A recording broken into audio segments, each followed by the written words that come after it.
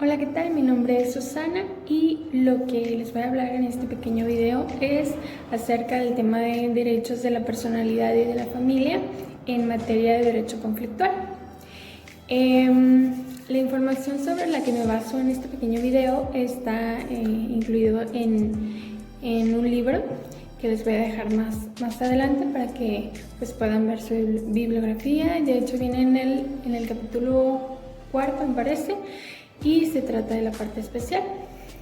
Bueno, al centrarme en los derechos de la personalidad, explicaré los derechos de una persona que tiene desde el momento en que nace hasta el momento en que muere, en especial el desarrollo de la persona en lo individual.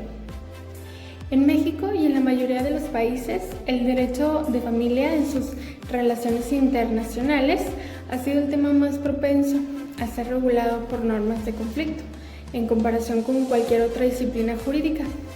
No está por demás enfatizar que en el desarrollo del tema me referiré a un sistema plurilegislativo como es el derecho mexicano.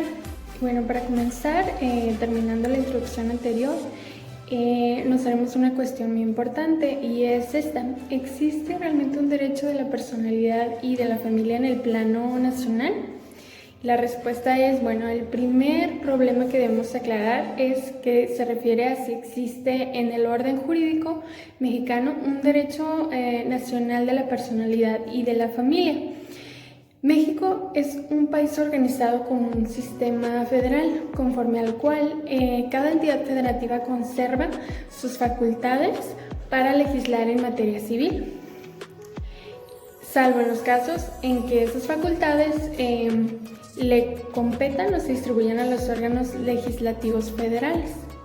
Lo mismo ocurre en el ámbito jurisdiccional, y ello significa que en México existe un órgano del Poder Legislativo Federal que legisla y otros 32, incluyendo la Ciudad de México, que también legislan autónomamente.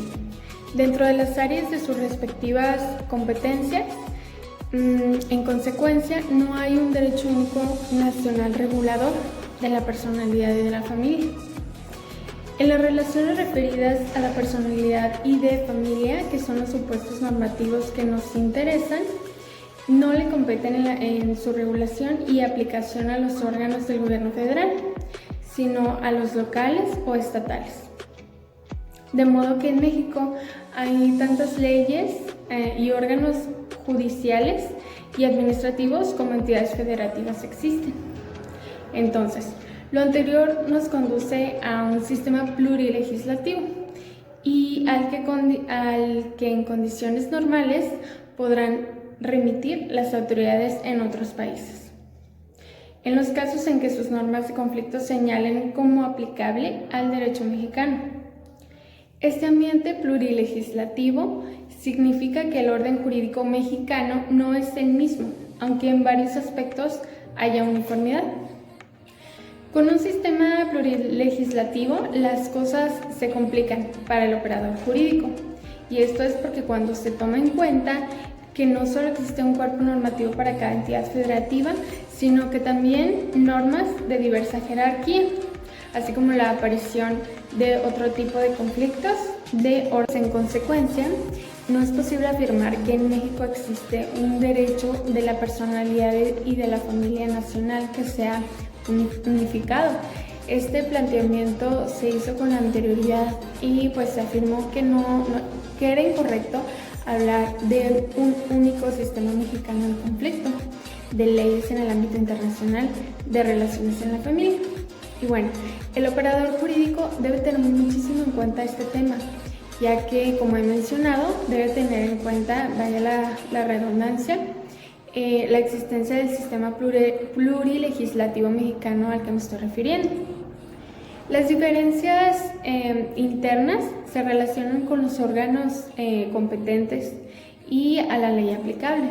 pero además no solo se refieren a órdenes jurídicos vigentes, en diferentes territorios, sino que también se refieren a los conflictos interétnicos. Y bueno, para saber un poquito de lo que se está hablando, debemos comprender el siguiente subtema que tengo en este momento, que es la competencia de las autoridades mexicanas para conocer, celebrar, construir o anular actos del Estado civil y derechos de la personalidad con vínculos internacionales.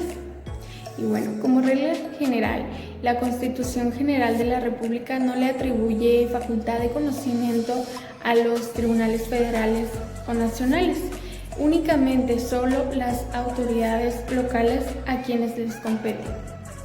Y bueno, pero en los casos de matrimonio, en lo que es el matrimonio, divorcio y nulidad del matrimonio, la respuesta ha sido uniforme. Y bueno, esto se los voy a explicar así rapidito, ya que en la Ley Federal Secundaria introdujo en el año de 1971 una disposición según la cual los extranjeros, para poder divorciarse, casarse o anular su matrimonio, requerían una autorización especial del gobierno federal, así como acreditar su estancia legal en México, que solo se obtiene conforme a las leyes federales. Bueno, pues pese a lo anterior, es a las entidades federativas a las que constitucionalmente les compete conocer de estos actos del Estado civil. Es importante señalar lo siguiente, que también ha existido una actitud pasiva de los legisladores y de las autoridades estatales, puesto que no han querido complicarse la vida interviniendo en temas vinculados con extranjería por tratarse de cuestiones que por lo general no conocen o simplemente omiten para evitar complicaciones adicionales. El siguiente tema se llama es la personalidad, que es de lo que versa este pequeño video.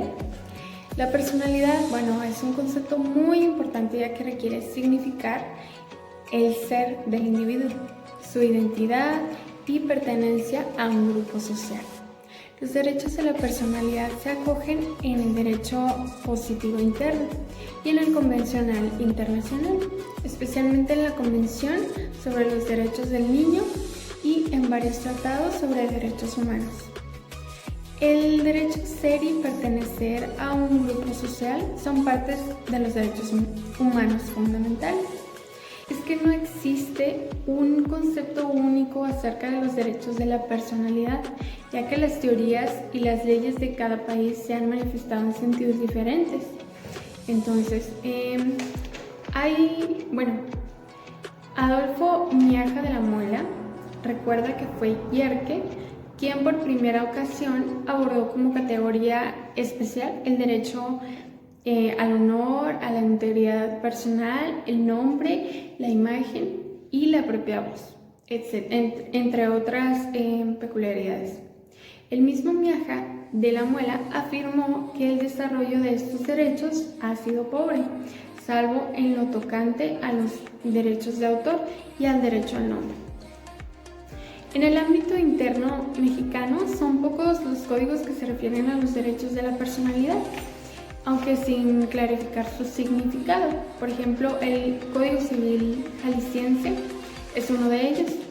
Trata de caracterizar esos derechos diciendo que son esenciales en cuanto a que garantizan el desarrollo individual y social, así como la existencia digna.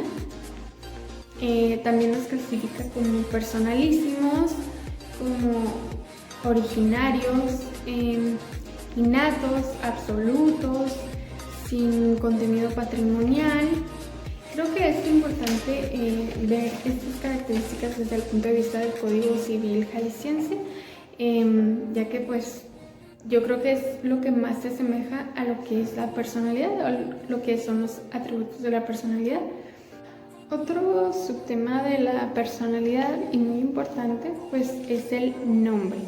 Y pues el nombre es uno de los derechos de la personalidad de todo individuo, y ya que es lo que lo identifica e individualiza como persona específica. Y bueno, no existe en México regla especial del derecho internacional privado que indique cuál es la ley aplicable al derecho de una persona sobre su nombre. Aunque se podría decir que el nombre es un supuesto o categoría diferente del estado civil, en México no es así. El nombre se adquiere y convalida en el acta de nacimiento y que no solo se inscribe en el registro civil, sino que es un supuesto del estado civil. Y bueno, en el caso del cambio de nombre y apellido, el juez ante quien se pide la modificación del mismo deberá de verificar que la ley que rige el estado civil del solicitante le permita efectuar el cambio.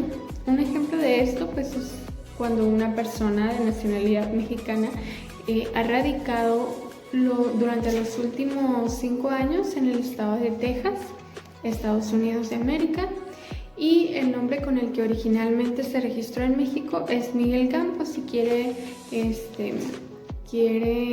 traducirlo al idioma inglés, y pues en algunas legislaciones de México no lo permiten, pero como esta persona radica en Texas, Estados Unidos, sí se lo permiten, y pues como ya tiene una residencia puede cambiar su nombre a Michael Phelps. En el tema de la emancipación quiere decir que una persona puede concebirse como una anticipación de su mayoría de edad, que produce un cambio en su personalidad evidentemente, pues pasa de ser un sujeto de derechos y de obligaciones de los que antes carecía. Y bueno, la ley mexicana prescribe que la mayoría de edad se alcanza a los 18 años de edad, con lo que se otorga a una persona pues la capacidad total de goce y de ejercicio de sus derechos. La autorización judicial y el consentimiento del mayor de 16 años también produce la emancipación. Y de conformidad con la ley sustantiva mexicana, la capacidad del menor emancipado es pues prácticamente equiparable a la de un mayor de edad, aunque pues continúa con algunas incapacidades. Un ejemplo de esto es cuando una persona que en el extranjero haya sido emancipada, lugar donde está domiciliada, aun cuando sea mayor de edad, tendrá pues la capacidad en México, según la ley mexicana. Hasta ahora México no ha suscrito algún convenio internacional que facilite la prueba y el reconocimiento del estado civil, como el que existe actualmente en Europa. Y pues ya por último, y al lado de los actos realizados por los extranjeros, cabe agregar que dentro de las reglas generales del estado civil, todo juez u oficial del registro civil tiene la obligación de informar a la Secretaría de Gobernación cualquier cambio del estado civil de los extranjeros, y pues se encuentra en el artículo 72 de la Ley General de Población. Y hasta aquí espero que les haya servido este pequeño video acerca de lo que es el derecho de la personalidad y de la familia en materia de derecho conflictual.